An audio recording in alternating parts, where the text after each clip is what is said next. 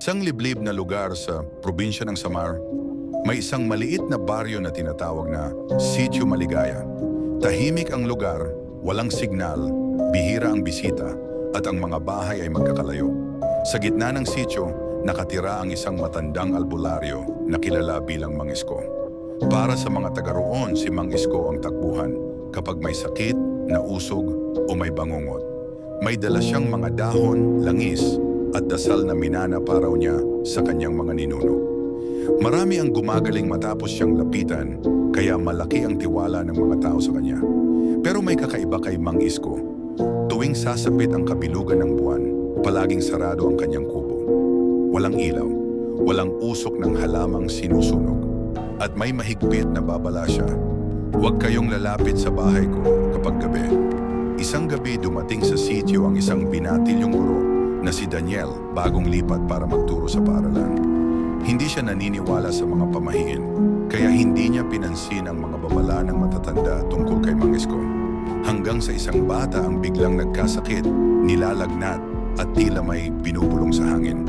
Walang ibang matakbuhan kundi si Mang Isko. Kasama si Daniel, dinala ang bata sa kubo ng albularyo kahit gabi na.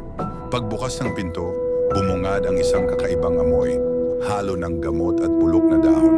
Nakaupo si Mang Isko sa dilim, ang mga matay tila kumikislap sa liwanag ng kandila.